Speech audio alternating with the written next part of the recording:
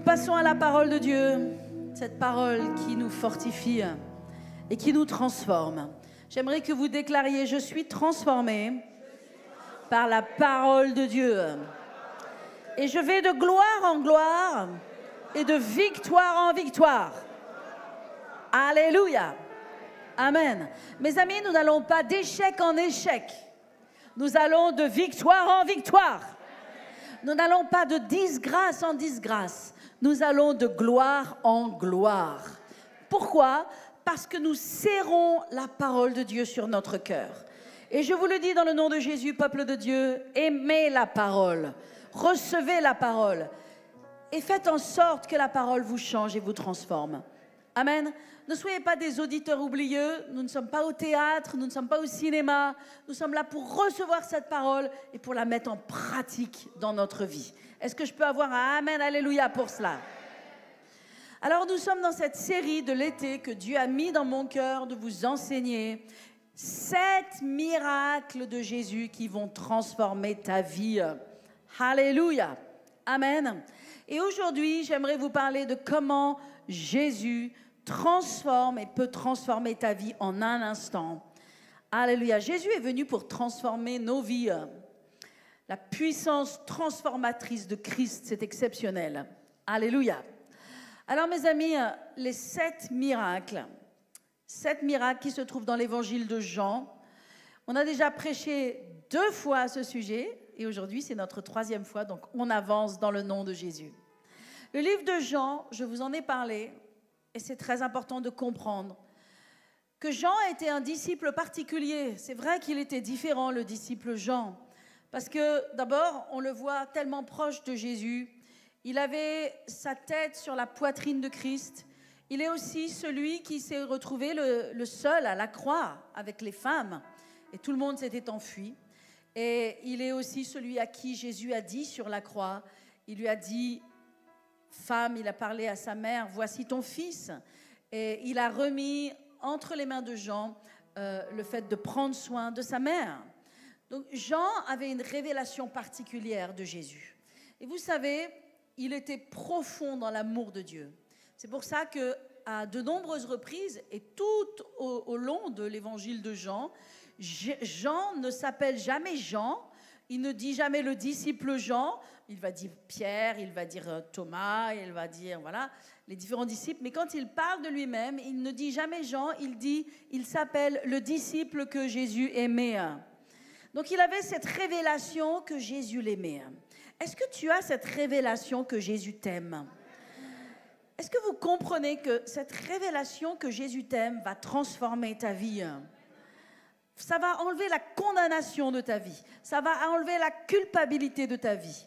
Tu sais, il y a tellement de gens qui traînent de la condamnation, qui traînent de la culpabilité. Ils traînent des fardeaux, des trucs que leur diable leur met dessus, et de sorte qu'ils soient lourds, qu'ils soient continuellement alourdis dans leurs émotions, dans leur âme. Et ils ne peuvent pas se tourner vers Dieu et ils ne peuvent pas se tourner vers les autres, comme on a parlé ce matin, parce qu'ils sont tournés vers eux-mêmes, parce que le diable met des choses sur leur vie. Et donc, ils ne sont pas libérés. Et c'est vrai que Dieu nous appelle à mettre nos yeux sur les autres. Mais pourquoi est-ce qu'on met nos yeux sur les autres? Parce qu'on a compris l'amour de Dieu. Et non seulement on l'a compris, on l'a reçu. Jean est le disciple qui va vivre le plus longtemps. Il va mourir après 90 ans, alors que tous sont morts du martyre. Jean va vivre le plus longtemps. Et moi, je dis et je pose cette question. N'est-ce pas la connaissance de l'amour et de la puissance de Dieu qui nous donne cette longue vie, qui nous donne cette capacité de surmonter les épreuves, de surmonter le pire? Et il a surmonté le pire parce que l'apôtre Jean a été ébouillanté. Ça a été le supplice qu'il a vécu, le martyre qu'il a vécu, mais il a survécu à ce martyre. Il est parti, on sait, sur l'île de Patmos en Grèce.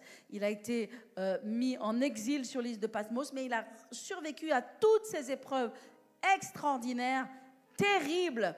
Pourquoi? Parce qu'il avait la connaissance de l'amour de Dieu.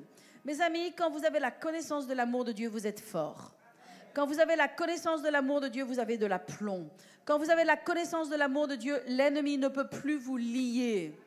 Quand vous avez la connaissance de l'amour de Dieu, vous n'allez pas tomber dans le péché, parce que le péché, c'est pour ceux qui ne connaissent pas l'amour de Dieu. Ils cherchent des choses qu'ils ne peuvent trouver qu'en Jésus-Christ. Ils cherchent des choses qu'ils ne peuvent trouver qu'en Dieu. Alléluia. Amen. Donc, la connaissance de l'amour de Dieu, ça va transformer ta vie. Il y a 7 miracles. 7 miracles, on en a vu un. Le premier, c'est Cana. Et mes amis, Cana nous fait entrer dans une nouvelle dimension. À travers de Cana, nous entrons dans la dimension du royaume de Dieu. Ça y est, Jésus a ouvert la porte. Jésus a versé son sang. Jésus a bu la coupe de malédiction. Jésus nous a donné du vin nouveau. Maintenant, nous vivons dans un nouveau royaume. Nous sommes citoyens du ciel. Nous sommes enfants de Dieu. Et tout ce que Dieu a prévu pour nous, nous est donné maintenant, nous est offert. Les cieux sont ouverts. La bénédiction nous a été donnée. C'est pourquoi, mes amis, la prospérité est pour nous. La bénédiction est pour nous. La guérison est pour nous. La délivrance est pour nous. La vie supérieure est pour nous. La vie surnaturelle est pour nous. Toutes ces choses sont pour nous. Nous en avons le droit. Alors Jésus a ouvert cela à Cana, nous l'avons vu ensemble. Et donc nous avons vu la destruction de quoi? Eh bien, de la religion, des rites, des rituels dans lesquels il n'y a pas le cœur pour Dieu, il n'y a pas l'amour pour Dieu, il ne va pas y avoir la bénédiction de Dieu dans ces choses. Amen. Il y a la destruction des rituels. On a vu Jésus qui purifiait le temple. Vous en rappelez, je vous rappelle rapidement. Amen. Après, on a vu Nicodème qui a compris qu'il avait besoin de la nouvelle naissance. Et nous avons vu surtout la Samaritaine qui est l'exemple même de la nouvelle naissance. Jésus nous a montré ce que c'est que quelqu'un qui est né de nouveau. Et mes amis, quelqu'un qui est né de nouveau, il a fait un demi-tour total et absolu dans sa vie. Et cette femme samaritaine a été changée, sa vie a été changée. Si vous dites que vous appartenez à Jésus, que Jésus est dans votre cœur et dans votre vie, et que votre vie n'est pas changée, eh bien, il y a un problème quelque part. Amen. Vous n'avez pas la révélation de Jésus, ou vous êtes loin de Jésus, ou il y a d'autres choses dans votre vie. Mais si Jésus est dans votre vie, vous êtes quelqu'un de transformé. Dis à ton voisin, tu es transformé dans le nom de Jésus. Et fais un sourire aussi quand il le dit. Tu peux faire un sourire. Et s'il y a des choses qui ne sont pas encore transformées, eh bien, occupe-t'en rapidement. Occupe-toi de ces choses. Tout ce que le Saint-Esprit te montre dans ta vie, mets-le en règle rapidement, parce que tu es une nouvelle personne en Jésus-Christ. Vous savez, Dieu a besoin de chacun d'entre nous. Nous sommes des témoins de Jésus. Chaque personne est utile. Personne n'est inutile dans le royaume de Dieu. Chaque personne ici dans cette église a sa place. Chaque personne ici dans cette église est importante. Chaque personne dans cette église doit être présent, doit être à son lieu d'onction, à son lieu de puissance, doit faire ce que Dieu l'appelle à faire. Parce qu'il y a une grande moisson d'âmes et Dieu a besoin de tous les ouvriers. C'est pourquoi il nous a appelés à prier le maître de la moisson qui est Dieu, afin qu'il y ait plus d'ouvriers dans sa moisson. Donc chacun est important. Donc règle les choses dans ta vie que le Saint-Esprit te montre. Amen. Le miracle suivant, mes amis, se trouve également dans Jean 4. On est à la fin de Jean 4 et on va tourner ensemble, enfin, dans ce deuxième miracle qui est merveilleux et qui commence à partir du verset 46. Alors, il est écrit à partir du verset 46 que Jésus retourna à Cana. Donc Jésus est parti en Judée, il est parti dans différents endroits. Puis maintenant, voici, il va accomplir son deuxième miracle. Là, il retourne à Cana. C'est étonnant parce qu'il retourne à l'endroit même où il a ouvert la porte au surnaturel. Il a ouvert la porte au royaume de Dieu maintenant. Amen. Alors, il est écrit, Jésus retourna donc à Cana en Galilée où il avait changé l'eau en vin.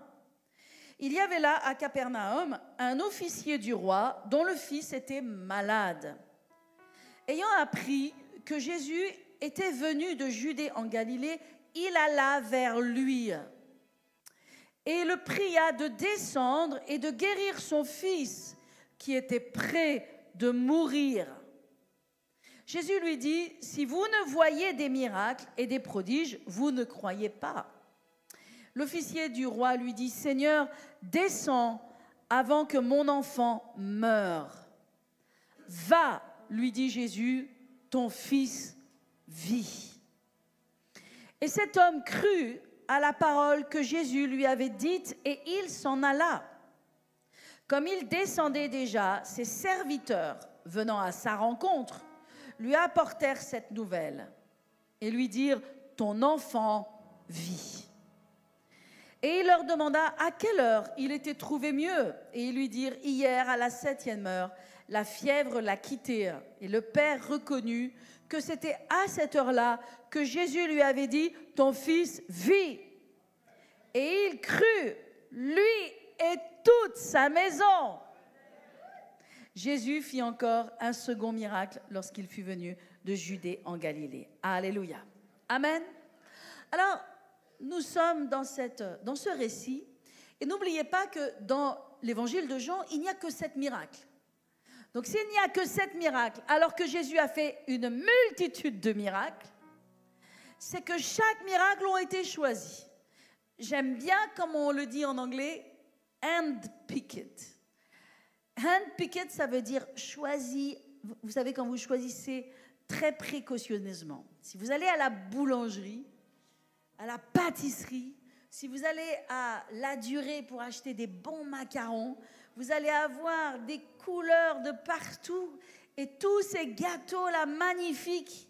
Et vous allez être là en train de choisir. Vous allez dire, je veux le rose là. Non, pas celui-là, juste celui-là derrière. Et puis je veux le violet là. Et je veux le vert là. Tout le monde en a fait ça.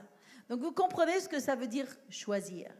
Eh bien, Jean a choisi des miracles bien spécifiques. Il nous en a mis que 7. Mais si nous avons la révélation de ces 7, nous avons les clés pour toutes les circonstances de notre vie.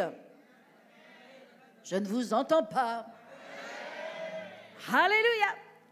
Alors ce miracle-là, il peut sembler et il peut passer inaperçu. Et pourtant, il y a tant à recevoir de ce miracle. Il y a tellement de puissance dans ce récit. Nous avons un serviteur du roi. Et ce roi en question s'appelle Hérode. Hérode le tétrarque, qui était un roi de descendance royale, de dignité royale, qui était considéré comme, vous savez, comme des dieux à l'époque. Hein. Eh bien, ce serviteur de Hérode, de ce roi, lorsqu'il a un problème, il ne va pas voir Hérode.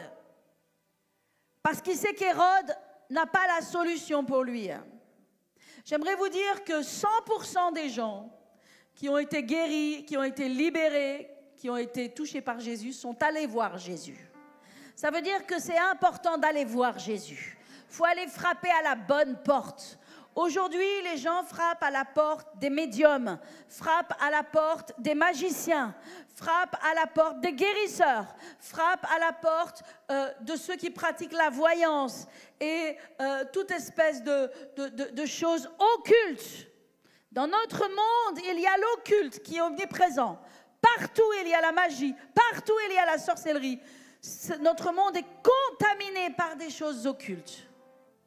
Mais cet homme-là, lorsque son fils est sur le point de mourir, il ne va pas à la mauvaise porte. Il ne va pas chercher Hérode, qui est pourtant comme un roi, comme une divinité dans le monde. Non, il va voir Jésus. Personne ne connaît Jésus encore véritablement. Mais cet homme, il va voir Jésus. Il entend que Jésus revient en Galilée, il revient à Cana. Et qu'est-ce qu'il fait? Il décide d'aller voir Jésus. Mes amis, avec tes problèmes et avec tes circonstances, arrête de te battre tout seul. Vous savez, moi, je suis la spécialiste de me battre toute seule. Je dois le confesser. Ce n'est pas le meilleur que je puisse dire à propos de moi, mais la réalité des faits, c'est que je suis combattante, je suis guerrière, et parfois j'oublie de m'appuyer sur le Seigneur. Parfois, je veux régler les problèmes par mes propres forces. Je veux régler les problèmes avec mes propres capacités. Et c'est un muscle chez moi qui a besoin de s'affaiblir. C'est un muscle qui a besoin de fondre, n'est-ce pas? Il y a un bon muscle que tu dois muscler, c'est celui d'aller vers le Seigneur. C'est celui de dépendre de Dieu pour tous tes besoins. Tes besoins au travail, tes besoins dans ta famille, tes besoins dans tes finances, dans tous tes besoins. Plus tu vas muscler ce muscle-là, plus tu vas apprendre à dépendre du Seigneur, plus ta foi va grandir, plus tu vas voir les miracles de Dieu, plus tu vas être encouragé. Alors arrête de te battre avec tes propres forces, mais fais comme cet homme va voir le Seigneur. Alors il va voir le Seigneur et il a raison. Et le Seigneur Jésus va lui donner une parole. Il va lui donner une parole qui est très importante dans ce passage. Cet homme vient et il lui dit, descends chez moi, viens guérir mon fils. Et Jésus va lui répondre cette parole. Il va lui dire, si vous ne voyez des miracles et des prodiges, vous ne croyez pas.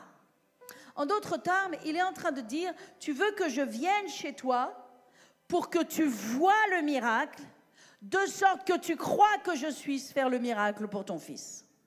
Et mes amis, c'est le problème de la foi, parce que on oublie que la foi, elle croit avant de voir.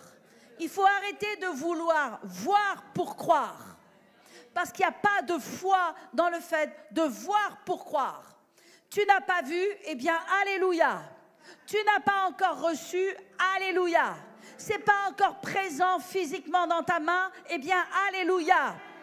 Parce que la foi, elle se bâtit lorsque tu n'as pas.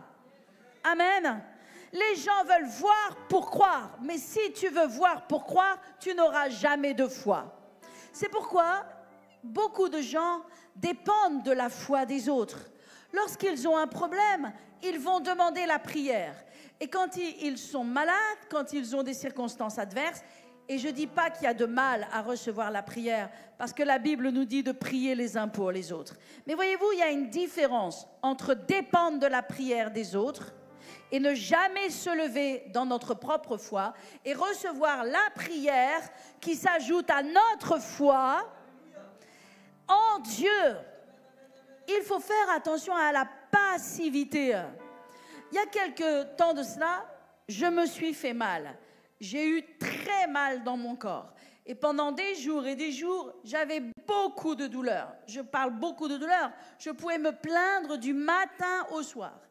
Et cette douleur qui était vraiment persistante, eh bien, plusieurs personnes, le bureau et d'autres personnes ont vu que j'étais dans la souffrance. Ils sont venus et ils m'ont imposé les mains. Et ils ont prié pour moi. Ils ont dit, pasteur, on veut prier pour vous. Et je remercie la prière. Et toutes les personnes qui ont prié pour moi. Et moi, j'étais là dans cette attitude de recevoir la prière. Merci pour la prière. Ils recevaient la prière. Et puis au bout d'un moment, je me suis dit, mais merci pour leur prière. Mais en fait, il y a des trucs que je dois aller chercher moi-même. Il y a des trucs, c'est moi qui dois aller le chercher. Jésus a payé le prix pour ça. Il a payé le prix pour ma maladie. Il a payé le prix pour ma pauvreté. Il a payé le prix pour mes manques. Il a payé le prix pour mes douleurs et mes souffrances et mes tristesses et mes dépressions. Jésus a payé le prix à la croix. Alors, je me suis mis à dire, Seigneur, tôt le matin, j'étais dans ma prière. Et plutôt que de prier, eh bien, j'ai dit, Seigneur, tu as accompli ça pour moi. Tu m'as déjà guéri de ces choses. Et maintenant, je veux la manifestation dans mon corps. Et maintenant, je vais faire les mouvements que je n'arrive pas à faire. Je vais faire les gestes que je n'arrive pas à faire. Et j'ai commencé à les faire dans la douleur. Et j'ai commencé à faire ces mouvements que je ne pouvais pas faire en disant merci Seigneur, parce que j'ai été guéri. Tu m'as déjà guéri et maintenant je prends ma guérison. Je prends ma guérison. Parce que j'ai été guéri, tu as payé pour ça, Seigneur. Et j'ai mis mes mains jusqu'au sol. Et je me suis étirée. Et au départ, ça faisait mal. Mais j'ai continué à les faire. Et j'ai continué à le faire en le déclarant. Et je me suis rendu compte, quand j'ai eu terminé, que j'avais reçu 90% de ma guérison. 90% de ma guérison. Et ce jour-là, je n'ai eu aucune douleur. Le lendemain, j'avais pris rendez-vous pour aller chez le médecin. Et ça faisait 2 semaines que j'avais ce rendez-vous avec le médecin parce qu'ils sont tous en vacances, donc tu ne peux pas avoir rendez-vous avec le médecin. Donc je suis allée au bout de 2 semaines. Et quand je me suis assise, je ne savais plus ce que je devais dire au médecin. Je dis, j'avais cette douleur. Alors il me dit, vous avez cette douleur, non, vous devez faire tel mouvement. Je dis, ouais, ok, d'accord. Non, mais j'ai plus mal en fait, mais... Bon, j'ai pris mon rendez-vous chez le médecin parce qu'il fallait que je le prenne. Mais j'avais pris ma guérison par la foi. J'étais allée la chercher. Tu dois aller chercher ta guérison par la foi. Jésus a dit, vous voulez voir pour croire. Jésus a dit, vous attendez de voir pour croire. Vous voulez que je vienne avec vous? Vous voulez que le miracle, vous le voyez de sorte que vous croyez. Mes amis, c'est pas ça la foi. C'est pas ça la foi. Arrêtons de mettre la charrue avant les bœufs. Arrêtons de prendre les choses à l'envers. Non, tu n'as pas besoin de voir pour croire. Tu dois croire pour voir.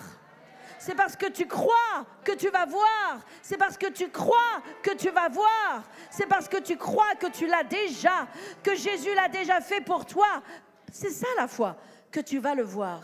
Dieu va honorer ta foi et il va libérer le miracle pour toi. Amen. Donc cette première parole de Jésus, elle est tellement importante. Amen. Jésus dit, si vous ne voyez des miracles et des prodiges, vous ne croyez pas. Et puis maintenant, Jésus va donner une parole. Il ne va pas aller avec cet homme dans sa maison. Il va lui dire, va, ton fils vit. Et mes amis, là c'est très important ce miracle, parce que à l'instant où Jésus va parler, le miracle va être instantané. Mais mes amis, cela nous parle de qui est Christ. Cela nous parle de l'identité de Christ. Qui est Jésus? Jésus nous est révélé dans toute la Bible, mais particulièrement dans l'évangile de Jean. Et ça nous amène maintenant à Jean 1. Et j'aimerais que nous tournions tous ensemble dans Jean 1 pour que nous comprenions qui est Christ. Qui est ce Dieu qui est capable de donner une parole, un mot, va, ton fils vit. Et instantanément, à une distance de je ne sais combien de kilomètres, instantanément, le Fils est libéré. Je prie que nous grandissions dans cette puissance. Non, vous ne m'entendez pas. Je prie que vous grandissiez dans cette puissance. Je prie que nous grandissions dans la révélation de cette puissance. Va, ton fils vit. Une parole. Et l'enfant est guéri. Alléluia. Mais c'est relié à son identité. Alors, qui est Christ? Dans Jean 1:1, il est écrit « Au commencement était la parole. » La parole était avec Dieu et la parole était Dieu. Elle était au commencement avec Dieu. Toutes choses ont été faites par elle. Très important. Toutes choses, tout ce que vous voyez dans ce monde, tout ce qui existe, toutes choses ont été faites par elle. Et rien de ce qui a été fait n'a été fait sans elle. Elle était la vie. Et la vie était la lumière des hommes. La lumière luit dans les ténèbres, et les ténèbres ne l'ont point reçue. Regardez au verset 9. Cette lumière était la véritable lumière qui, venant dans le monde, éclaire tous les hommes.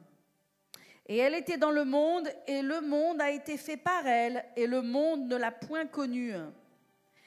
Elle est venue chez les siens, et les siens ne l'ont point reçue, mais à tous ceux qui l'ont reçue. Est-ce qu'il y a des gens qui l'ont reçue ici? Est-ce qu'il y a des gens ici qui ont reçu la parole?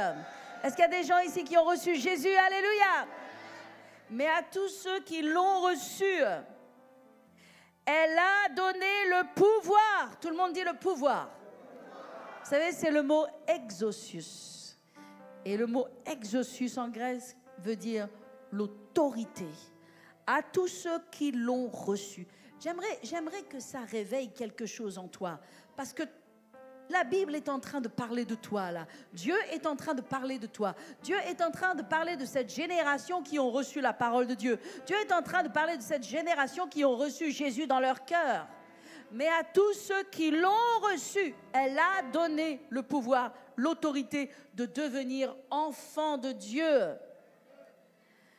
Lesquels ne sont nés ni du sang, ni de la volonté de la chair, mais de la volonté de Dieu. Verset 14. Et la parole a été faite chair Et elle a habité parmi nous, Jésus l'Emmanuel, pleine de grâce et de vérité, et nous avons contemplé sa gloire, une gloire comme la gloire du Fils unique venu du Père. Est-ce que je peux avoir un amen pour ça? Alléluia. Vous savez pourquoi Jésus pouvait dire une parole? Parce qu'il est la parole. Et nous avons reçu la parole. Ça veut dire que ce que Jésus était capable de faire, tu es aussi capable de faire. Et le deuxième miracle, c'est le miracle de la parole. Le premier miracle nous fait boire du vin. Nous entrons dans le royaume de Dieu. Nous devenons enfants de Dieu. Le premier miracle, nous buvons du vin. Nous entrons dans le royaume de Dieu. Le deuxième miracle, c'est l'autorité de la parole. L'autorité, la puissance de la parole dans la bouche de Jésus, mais encore dans ta bouche. La parole doit devenir puissante dans ta bouche. Alléluia. Plus tu vas avoir la révélation de qui est Dieu et de l'autorité que tu as en Christ, plus ta bouche va être remplie de la parole. Et je dis dans le nom de Jésus que de cette source-là ne sortira pas des sources douces et des sources amères, comme dit Jacques, ou bien des sources de doute et des sources de foi, des paroles d'incrédulité et des paroles de foi, mais de cette bouche ne va sortir qu'une seule source, qu'une seule type eau, et cette eau sera la parole de Dieu. Alors, les 7 caractéristiques ici, il y a 7 caractéristiques de la parole. Il nous est dit, premièrement, que la parole, elle était au commencement. Deuxièmement, il nous est dit que la parole, elle était Dieu. Alors, je veux simplement dire au commencement, c'est quand même important de dire qu'il y a 2 livres de la Bible qui commencent par « au commencement ». Le premier livre, c'est la Genèse. Au commencement, Dieu créa les cieux et la terre. Vous êtes avec moi? Et puis là, il est écrit « au commencement était la parole ». Amen. Donc, ce sont les 2 seuls livres qui commencent par « au commencement ». Vous devez comprendre que au commencement, Dieu créa les cieux et la terre. La terre n'existait pas. Dieu existait avant la terre. Parfois, nous pensons que notre monde a existé depuis toujours. Non, notre monde a été créé par Dieu. Dieu existait avant la terre. Dieu existait avant que tu existes, avant que l'homme existe, avant que la terre existe, avant que les arbres existent, avant que les poissons existent, avant que les étoiles existent. Dieu existait. Il a donné naissance à la terre. Dieu est le créateur du ciel et de la terre. Donc mes amis, s'il y a quelqu'un dont tu dois recevoir les conseils, si tu veux prospérer dans la vie, c'est Dieu. C'est Dieu. Tu n'as pas de sagesse en toi-même. Tu n'as pas d'intelligence en toi-même. Si tu veux connaître quelque chose, connais la parole. Si tu veux comprendre quelque chose, comprends la parole. Si tu veux la sagesse, fais ce que la Bible te dit de faire. Grandis en sagesse, grandis en connaissance. C'est pourquoi je crois profondément à l'école biblique. Je crois profondément que les chrétiens doivent être bâtis dans la parole. Et c'est pourquoi le 7 octobre prochain, et je vous le dis à vous, mais encore à tous nos bien-aimés qui sont en ligne, le 7 octobre prochain, nous reprenons une nouvelle session de l'école biblique. Il faut vous inscrire, d'où que vous soyez, de quelque pays que vous soyez, inscrivez-vous à l'EBI, l'école biblique internationale ici, et vous allez être bâtis dans la parole de Dieu, votre vie va être transformée. Amen. Alléluia. Donc les caractéristiques de la parole, premièrement, elle était au commencement. Notre commencement à nous n'est pas le commencement de Dieu. Dieu n'a ni commencement ni fin. Il est au-dessus de tout. Alléluia. Dieu n'a ni commencement ni fin. La parole, elle était au commencement de notre monde. Donc s'il y a des choses qui doivent commencer dans ta vie, c'est la parole qui va les commencer. C'est pourquoi tu as besoin de la parole. Est-ce qu'on peut me donner mes livres sur la parole? Alléluia. Donnez-moi ma série, la série que j'ai faite sur la parole.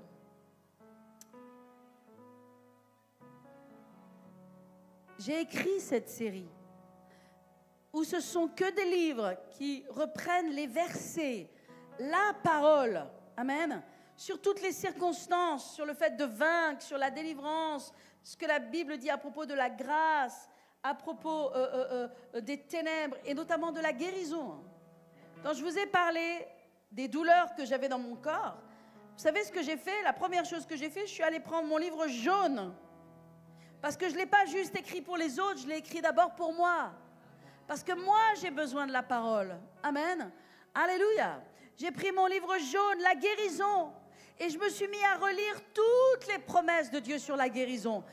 Et vous savez ce qui se passe quand vous lisez des grandes doses de la parole de Dieu sur un sujet? Vous avez besoin de grâce, par exemple. Lisez toutes les paroles sur la grâce et la faveur. Vous avez besoin de grâce et de faveur. Amen. Celui-là, ce livre-là, il vous enseignera tout ce que la Bible dit à propos de la grâce et la faveur.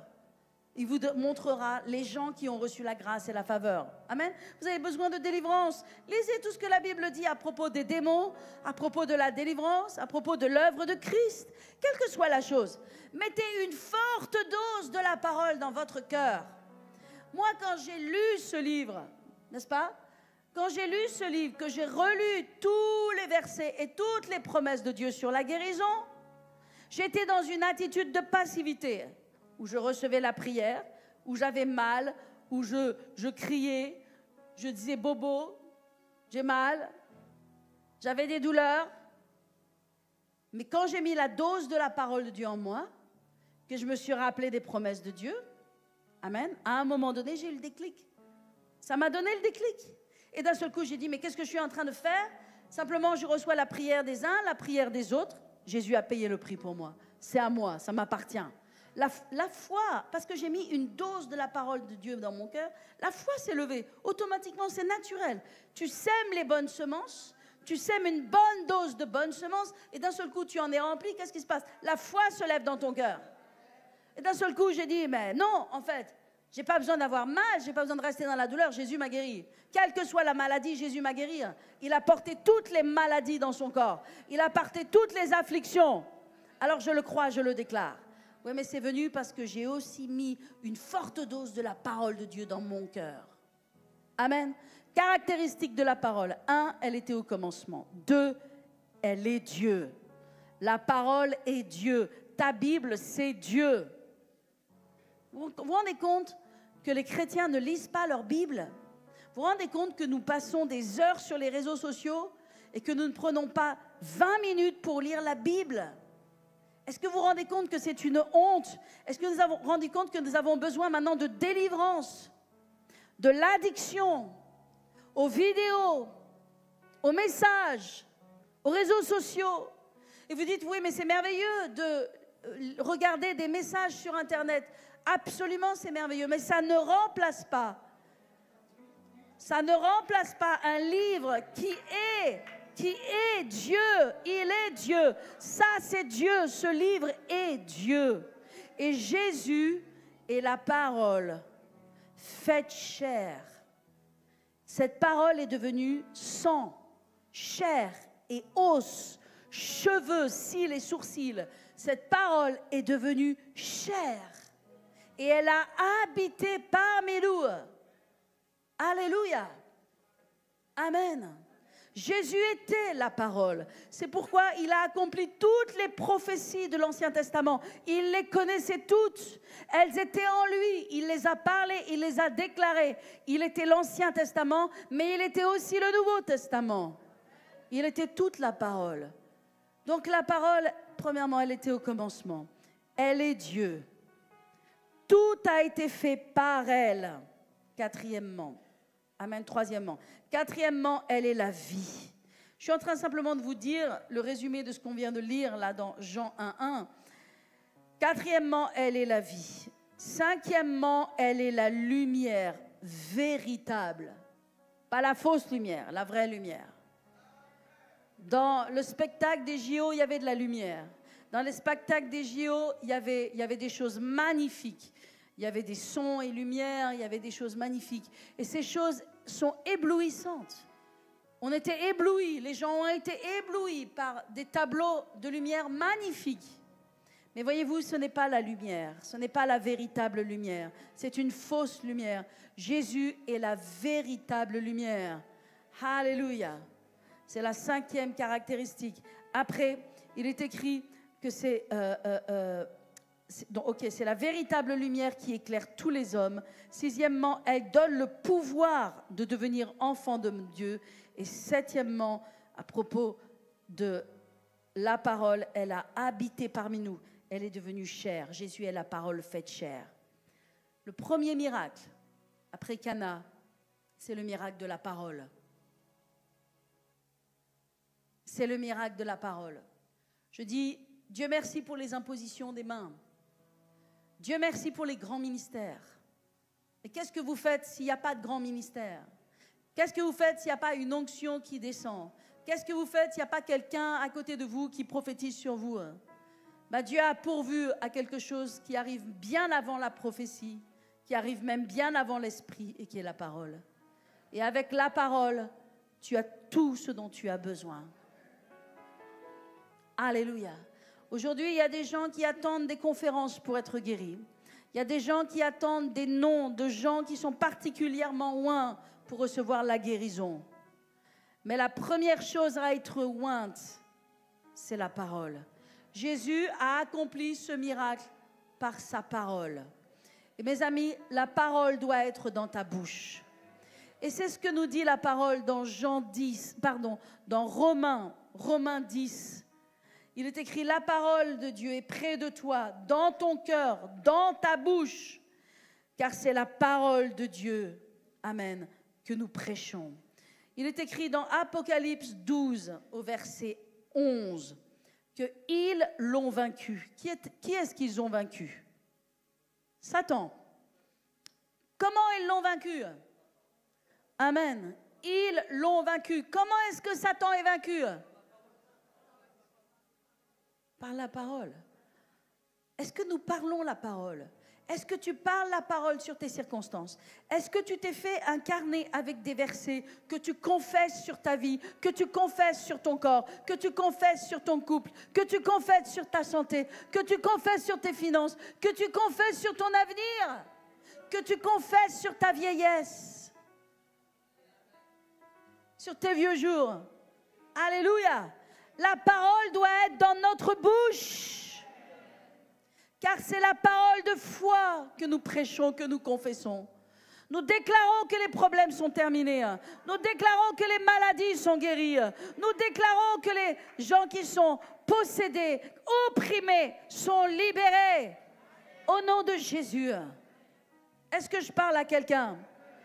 Apocalypse 12 nous dit, ils l'ont vaincu à cause du sang de l'agneau. Premièrement, le sang de l'agneau.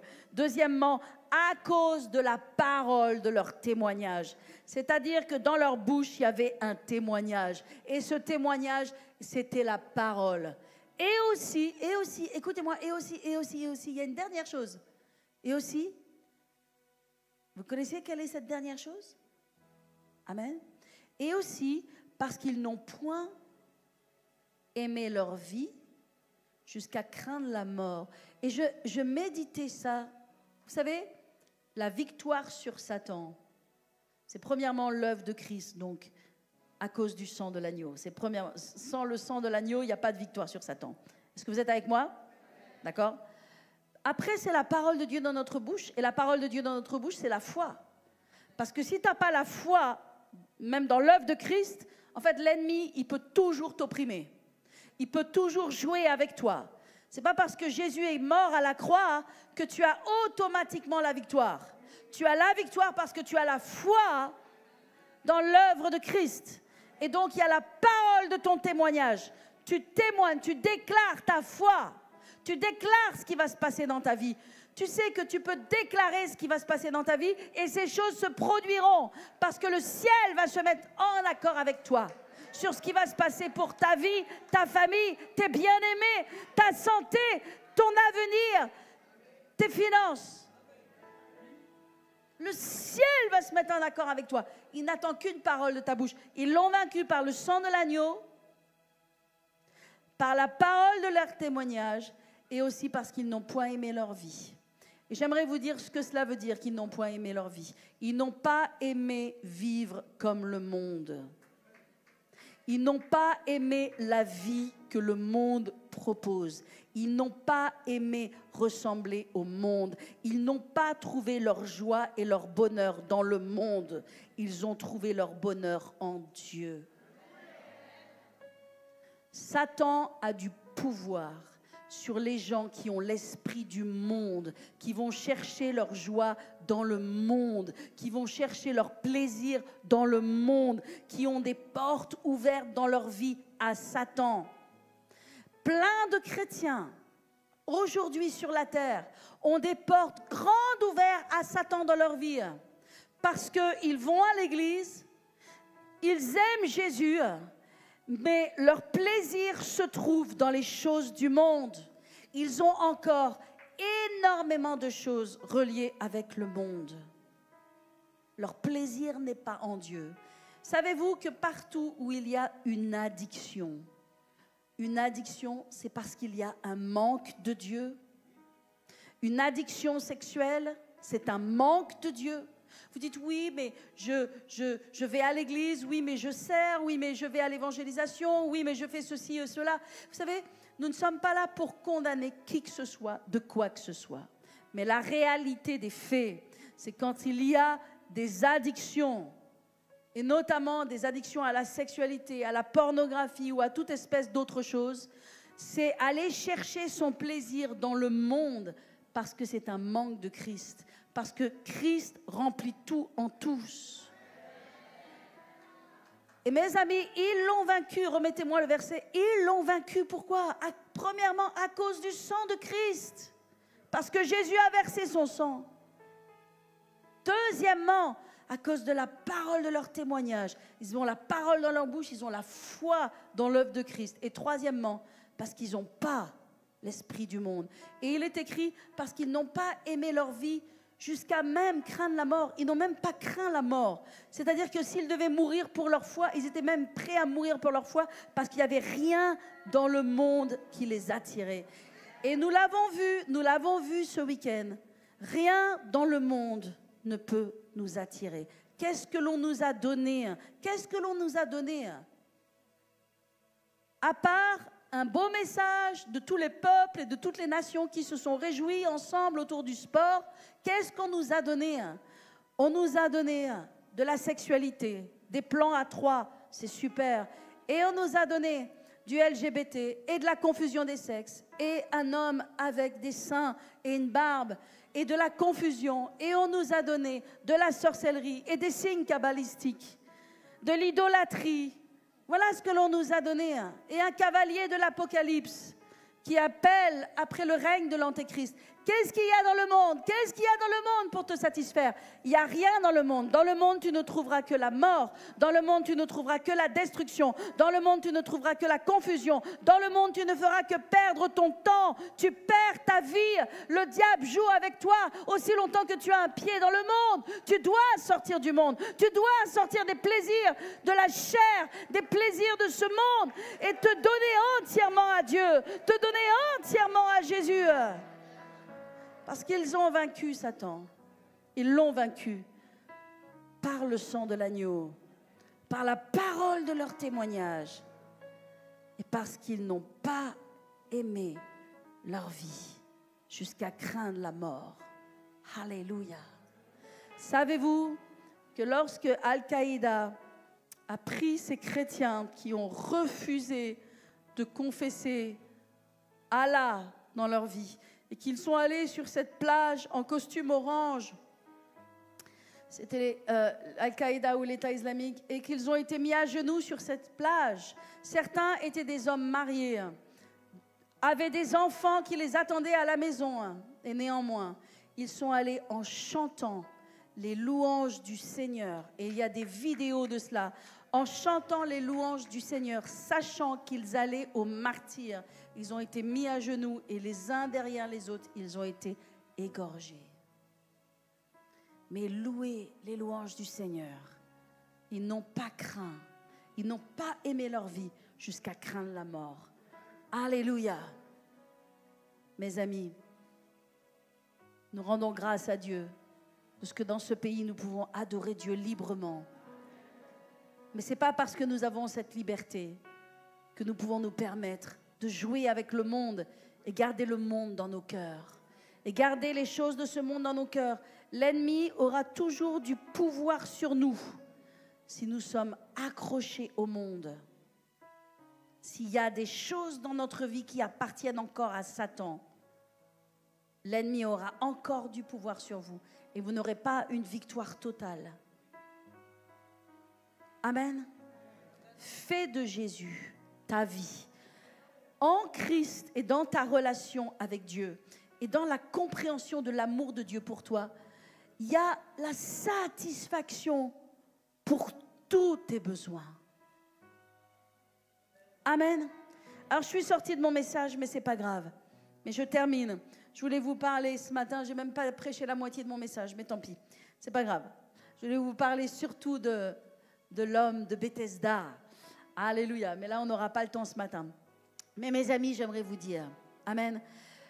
Dans ta bouche, il doit y avoir la parole. La parole a créé le monde. Hébreux 11 nous le dit, c'est par la parole que le monde a été formé. Amen. Dans la bouche du diable, il y a énormément d'arrogance. Le diable parle des paroles d'arrogance. L'antéchrist, il se distingue. Dans la Bible, il est décrit comme étant une personne avec une bouche blasphématoire et une bouche très arrogante. Donc ne vous y trompez pas, le diable utilise sa bouche. Il utilise sa bouche pour dominer, il utilise sa bouche pour faire peur, il utilise sa bouche pour opprimer, il utilise sa bouche pour proférer des mensonges et pour vous garder dans la peur et dans l'esclavage. Il utilise sa bouche. Parfois, il vous parle. Parfois, il vous parle dans vos oreilles. Parfois, même, vous l'entendez. Ou parfois, vous l'entendez dans votre cœur. Vous ne savez même pas que c'est sa voix qui vous parle. Vous pensez que c'est vos propres pensées. J'aimerais vous dire, le diable a une bouche arrogante. Lorsque David est allé vers Goliath, personne ne voulait confronter Goliath parce qu'il était tellement grand. Il était immense, il faisait près de 3 mètres. C'était un géant. Il était tellement fort et tellement puissant. Toute l'armée d'Israël se cachait. Mais il y avait un petit homme. Ah, il n'était pas grand. Il n'avait pas beaucoup de force physique. Mais il avait une grande force spirituelle. Il s'appelait David. Et on sait que David a couru devant Goliath. Et qu'est-ce que Goliath a dit lorsqu'il a vu David arriver? Il a dit, qui êtes-vous pour m'envoyer un homme comme un chien? Vous m'envoyez un homme comme un chien, mais je vais le tuer. Je vais le jeter au pâture du ciel. Et il a commencé à proférer des malédictions. Il a commencé à parler des paroles. Mais vous savez, David avait plus de paroles dans sa bouche que Goliath. Et pour une parole de Goliath, David avait 3 paroles dans sa bouche. Et David s'est mis à reprendre la conversation. Et il a dit, c'est moi qui vais t'abattre. Parce que tu as insulté le Dieu de l'Éternel des armées. Je vais te trancher la tête et jeter ton corps aux pâtures. Et les oiseaux des champs vont te manger. Et il a commencé à déclarer et à parler. Il avait la parole de Dieu dans sa bouche. Mes amis, face aux défis de la vie, et particulièrement la maladie qui est si arrogante et qui est si méchante, vous devez avoir une parole. La parole doit sortir de votre bouche. Jésus a parlé la parole et il a dit, va, ton fils vit. Et vous devez parler la parole. Et vous devez dire, je suis guéri au nom de Jésus. Je suis libre au nom de Jésus. Jésus m'a libéré. Parle la parole dans ta bouche. Alléluia. Alléluia. Amen. Le peuple doit être fort dans la parole. Ce deuxième miracle, c'est la puissance de la parole. L'Église doit être pleine de la parole. Nous devons apprendre à répondre aux circonstances avec la parole. Combien de fois nous aimons être apitoyés, nous nous apitoyons, nous aimons bien sûr la consolation des frères et des sœurs, nous aimons nous plaindre, nous aimons dire les choses, nous aimons raconter les choses, mais il y a zéro parole, il y a zéro promesse de Dieu qui sort dans notre bouche, il y a zéro parole de Dieu qui sort de nous. S'il y a zéro parole, il y aura zéro foi. Le premier miracle que Jésus a fait après à Cana, c'est la guérison par la parole. Aucun signe, aucun miracle, aucun signe, aucune chose que la parole. C'est vous dire l'importance de la parole dans les miracles. L'importance de la parole dans les miracles. Dans un monde où tous les gens cherchent des signes, où tous les gens cherchent des onctions, la première chose, c'est la parole. Est-ce qu'on peut dire amen à cette parole? Amen. Alléluia. Mets la parole dans ton cœur. Mets la parole dans ta bouche. Et reçois cette parole ce matin. Applaudissons le Seigneur Jésus.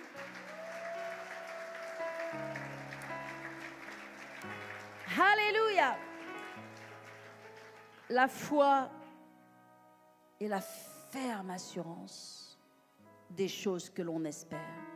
Tu ne les as pas maintenant, mais qu'est-ce que tu sais que tu les as? Tu ne l'as pas encore physiquement, mais qu'est-ce que tu sais que tu l'as? Ça devrait te faire danser. À chaque fois que j'ai reçu par la foi ce que je n'avais pas encore dans le naturel, je me suis mise à danser. J'ai pris mes chaussures, hop, une à droite, allez hop, l'autre à gauche, et je me suis mis à danser dans ma chambre. Et je me suis mis à parler. Vous savez, la foi parle. Aussi longtemps que tu ne parles pas, c'est que tu es sous l'oppression des problèmes. Mais quand la foi vient dans ton cœur, tu parles, tu déclares.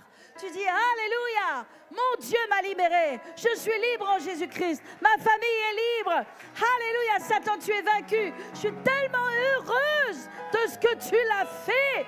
Tellement heureuse de ce que je suis guérie. Tellement heureuse de ce que je suis libre.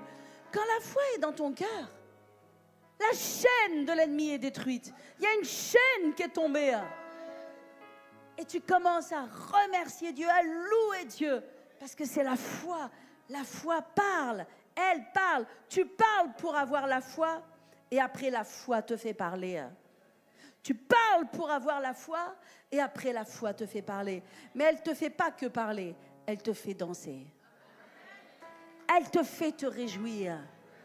La foi véritable, je vous assure qu'elle danse. Elle danse et elle se réjouit. Donc je ne sais pas les choses que tu n'as pas encore. Ou la guérison qui n'est pas encore manifestée. Amen. Mais il y a une chose que tu peux faire. Tu peux parler. Et tu peux danser. Tu peux te réjouir. Et je vais te dire, dans un temps record, tu vas voir la manifestation de Dieu. Tu vas voir la manifestation de ton miracle. Tu vas voir la manifestation de la transformation de tes circonstances. Est-ce que je peux avoir un amen, alléluia pour ça? Alléluia. Applaudissons le Seigneur Jésus. Toute la gloire à Jésus. Toute la gloire. Alléluia. Reçois ta guérison ce matin. Reçois ta guérison ce matin. Tu l'as déjà reçue. Dis, j'ai déjà reçu. Alléluia, je suis libre en Jésus-Christ. Seigneur, que tout le monde se lève, levez-vous un instant. Seigneur, je veux prier maintenant pour cette assemblée et je veux prier pour tous nos bien-aimés en ligne. Alléluia. Et je dis maintenant, je ne vais pas prier pour ta guérison, premièrement, mais je vais prier que l'esprit de foi vienne sur toi. Parce que des fois, tu peux prier pour la guérison de quelqu'un, mais la personne ne va même pas se réjouir, elle ne va même pas parler, il n'y a rien qui va changer. Mais je prie maintenant dans le nom de Jésus que l'esprit de foi vienne sur toi. Je prie que la parole de foi vienne dans ton cœur.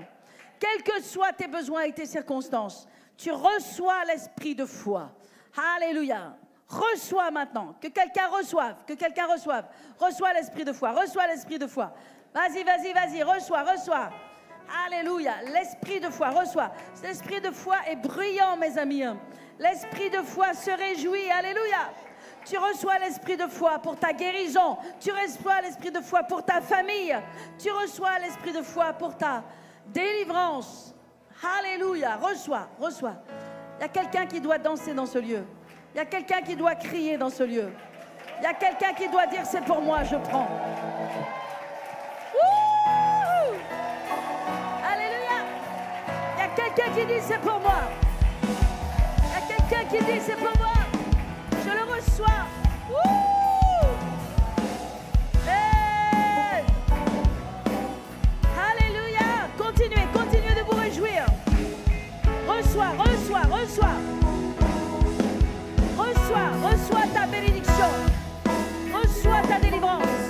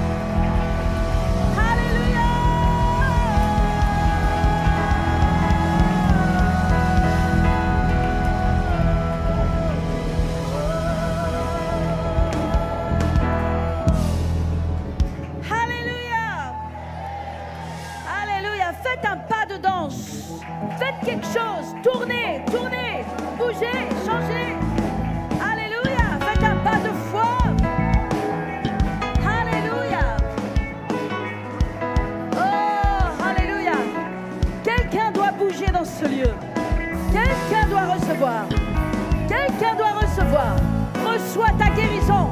Reçois ta délivrance. Reçois, reçois. Alléluia. Oh, oh, oh.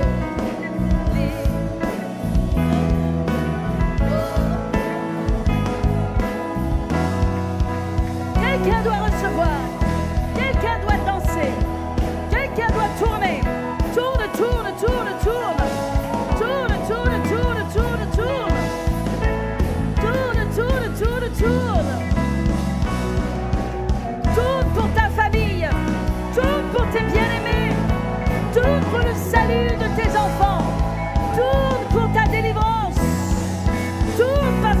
L'addiction est brisée.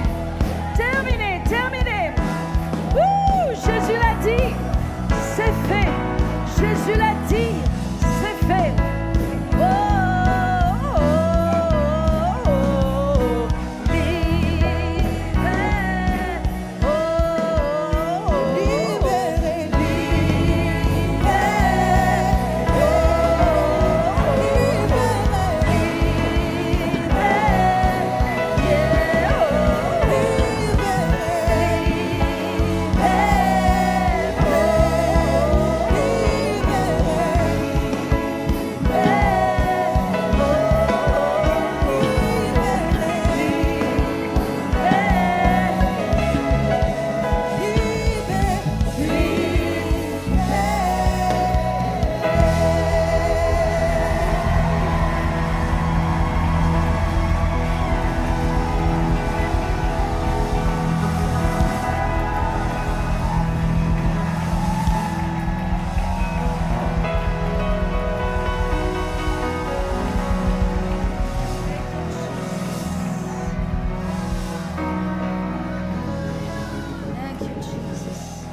Alléluia.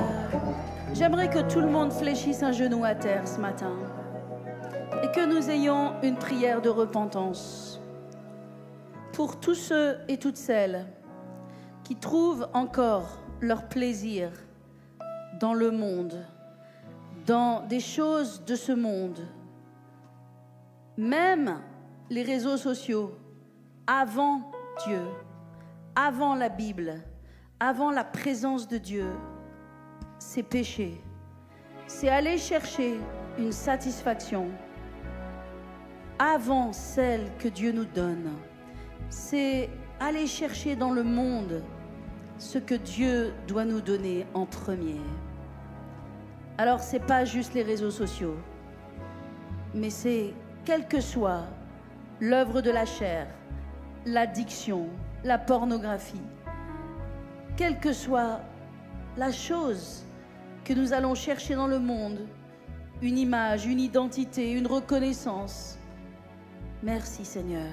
Père, nous voulons te demander pardon et je veux prier pour tout le monde. Alléluia. Et peut-être simplement prier derrière moi. Dites Seigneur Jésus, aujourd'hui dans ta maison, je veux te demander pardon pour toutes les fois où le monde passe avant toi, pour toutes les fois où je vais chercher un plaisir, quel qu'il soit, même innocent, mais avant toi. C'est toi ma source, c'est toi qui remplis ma vie. Et je ne veux pas aimer ma vie jusqu'à craindre la mort et que Satan soit vaincu sur ma vie au nom de Jésus, qui n'ait plus d'accroche maintenant par aucune œuvre de la chair, aucune satisfaction charnelle ne peut me satisfaire. C'est toi, Seigneur, qui prends toute la place maintenant dans mon cœur, dans mon corps, dans ma pensée et dans mon temps, au nom de Jésus. Alors je me repens. Je te demande pardon, Seigneur, et je te remets en premier. Sois le Seigneur de tout. Merci Jésus. Je vais vous permettre de prier quelques instants, simplement de parler à Dieu avec vos mots, dans votre cœur, dans votre bouche, pour dire Seigneur, pardonne-moi, pardonne-moi. Je te remets le premier de ma vie. Je te remets à la tête, en haut de la liste, le premier vers qui je vais, vers qui je cours, vers lequel je reçois tout ce dont j'ai besoin. Ce n'est pas la chair, ce n'est pas l'alcool, ce n'est pas la nourriture, ce n'est pas des cigarettes, ce n'est pas le sexe, ce n'est pas la gloire, la recherche d'une célébrité, d'une place. Ce n'est pas les amitiés, la famille, ce n'est pas autre chose. C'est toi d'abord. Je te mets en premier, Seigneur. Je te mets en premier. Je te mets en premier. Pardon, pardon. Toutes les fois où tu n'es pas le premier. Mais maintenant, tu es le premier. Au nom de Jésus. Merci, Seigneur. Merci, Jésus. Amen. Amen. Oh, je vois Satan tomber du ciel comme un éclair. Je vois Satan être vaincu. Quand le peuple de Dieu se consacre à Dieu, Satan est vaincu. Car ils l'ont vaincu par le sang de l'agneau, la parole de leur témoignage, et parce qu'ils n'ont point aimé la vie, le monde, jusqu'à craindre la mort. Merci Seigneur. Amen. Amen. Gloire à Jésus. Que Dieu vous bénisse. Merci Jésus. Alléluia. Amen, amen, amen, amen. Alors que tous les yeux sont fermés, alors que tous les yeux sont fermés, vous dites, Seigneur Jésus, j'ai jamais vraiment donné ma vie. Si je meurs demain, je suis pas sûre d'aller au ciel. Je suis pas sûre que tu aies pardonné mes péchés. Je suis pas sûre que tu es mon Dieu. Mais maintenant, je veux te donner ma vie. Alors, j'aimerais simplement que vous répétiez cette prière très courte, mais très sincère de tout votre cœur. Et tous nos bien-aimés aussi en ligne, répétez derrière moi. Dites simplement, Seigneur Jésus, je viens à toi maintenant et je t'ouvre mon cœur. Je fais maintenant de toi mon Dieu. Je te donne ma vie. Tu es mon Seigneur.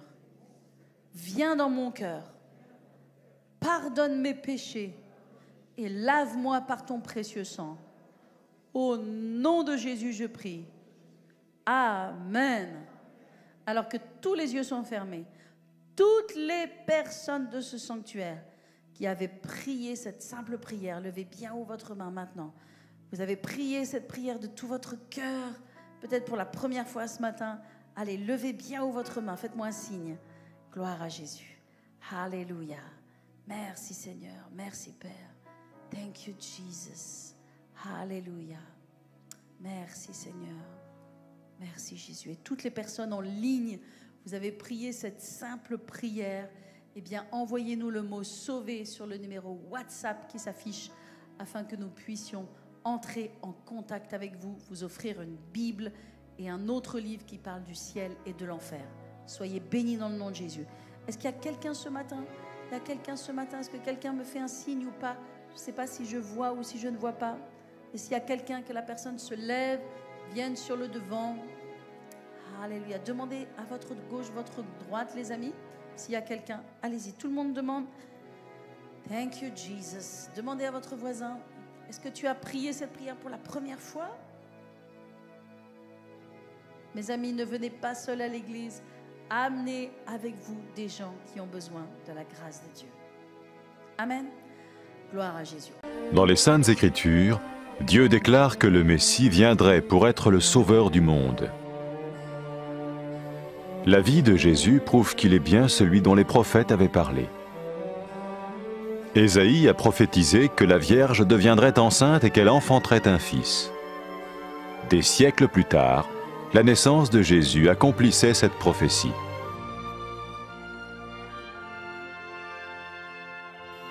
Les Saintes Écritures déclaraient que le saint à naître serait appelé le Fils de Dieu. Cela signifiait que Jésus serait le Fils de Dieu au sens spirituel et non au sens physique. Nous le voyons par sa manière de vivre. Il a guéri des malades, il a pardonné leurs péchés, les a ramenés à Dieu et leur a promis une place dans le royaume éternel de Dieu. Il s'est offert lui-même en sacrifice pour le péché à leur place. Puis il est revenu à la vie, victorieux sur la mort selon le plan de Dieu. Jésus a dit « Personne ne me prend la vie, mais je la donne de ma propre volonté. » La vie de Jésus n'a pas seulement accompli les écrits des prophètes, mais elle a aussi confirmé la vérité de la sainte parole de Dieu. Les prophètes avaient écrit « Ta parole, ô mon Dieu, est parfaite, elle dure à toujours. » Jésus lui-même a dit « Le ciel et la terre disparaîtront, tandis que mes paroles ne disparaîtront jamais. Jésus est venu pour nous donner la vie dans toute sa plénitude. Et quand l'homme a désobéi à Dieu dans le jardin d'Éden, il a choisi sa propre voie et ses actions l'ont séparé du Créateur.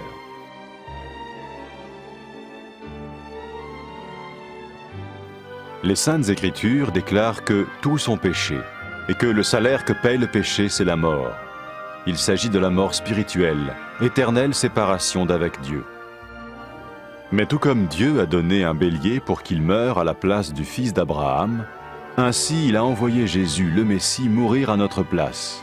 Sa vie, sa mort et sa résurrection restaurent la relation entre Dieu et tous ceux qui mettent leur confiance en lui. Maintenant, non seulement Jésus pardonne les péchés de ceux qui le suivent, mais il les sauve aussi du jugement éternel de Dieu. Ils sont sûrs d'aller au paradis et de vivre avec lui pour toujours. C'est cette vie et cette liberté de la culpabilité et du pouvoir du péché que Jésus offre à chacun aujourd'hui. Cela ne veut pas dire suivre une religion, mais choisir d'avoir foi en Jésus qui dit « Je me tiens à la porte et je frappe. Si quelqu'un entend ma voix et ouvre la porte, j'entrerai chez lui. » Cela veut dire se tourner vers Dieu et croire que Jésus vient dans nos vies pardonner nos péchés et nous rendre tels qu'il veut que nous soyons. Il ne suffit pas d'approuver intellectuellement ce qu'il dit, ni de vivre une expérience émotionnelle. Nous le recevons par grâce, au moyen de la foi, par un acte de notre volonté. Lorsque quelqu'un est prêt à suivre Jésus le Messie, il peut lui parler par une simple prière. Vous sentez un soutien, vous sentez que votre vie n'est pas une vie normale. Vous sentez que vous êtes porté. C'est gratuit. Il ne vous demande rien. Il vous demande juste d'ouvrir votre cœur et d'oser croire en lui. Osez croire. On ne demande ni d'argent. On vous demande pas une souffrance particulière. On vous dit faites confiance et croyez. Essayez. Vous n'avez rien à perdre. Essayez. J'ai essayé. Ça fait plus de 20 ans que je suis dedans. Et je ne repartirai pour rien au monde. Aucun milliard au monde ne me fera changer d'avis et me séparer de lui. Impossible. Donc, osez Jésus avant qu'il soit trop tard. Osez. Ne le faites pas demain. Faites-le maintenant. Et quand la fin de votre vie arrivera, parce qu'elle arrivera pour tout le monde, pour moi et pour les personnes qui me regardent, ou même pour les personnes qui sont derrière cette caméra, au moins vous serez sûr que vous partez avec celui qui vous a donné une nouvelle vie. Cette vie peut commencer maintenant, dès que vous l'acceptez, et cette vie continuera après que la mort soit venue. La mort n'est qu'un passage pour une autre vie beaucoup plus belle. Mais vous avez la possibilité d'oser cette nouvelle vie maintenant, tout de suite. Faites-le maintenant, tout de suite. N'attendez pas demain, ni après-demain. Faites-le maintenant, tout de suite. Prenez 1 minute et faites-le. Je vous en prie, vous ne serez pas déçus.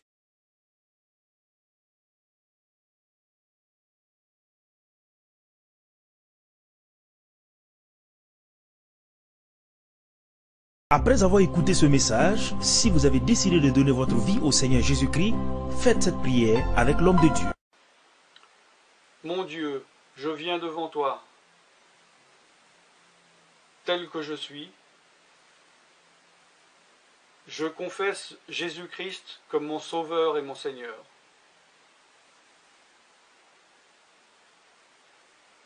Je crois qu'il est mort sur la croix pour mes péchés, qu'il a porté ma condamnation. Il a porté mes péchés et mes maladies.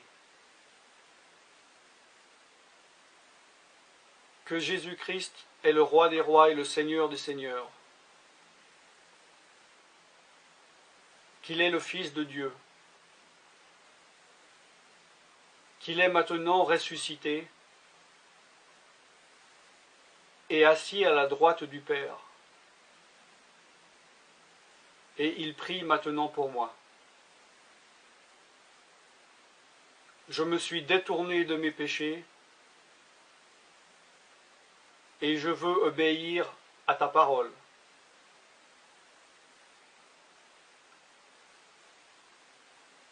Je viens à toi en te demandant, mon Dieu, de me donner ton Esprit Saint.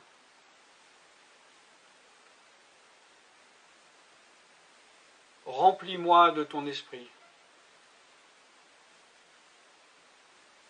afin que tu ne sois plus à l'extérieur de moi, mais que tu viennes habiter en moi.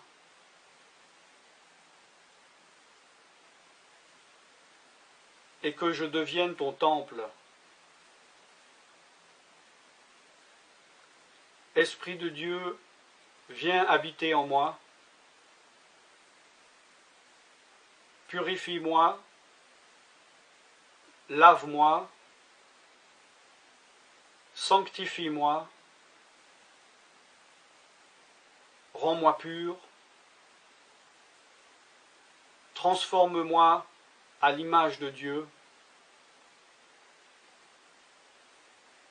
Je te remercie car je crois que tu m'as donné ton esprit, car tu ne mens pas. Et tu as dit dans ta parole que tu donnes à celui qui te demande. Je fais cette prière au nom de Jésus-Christ. Amen.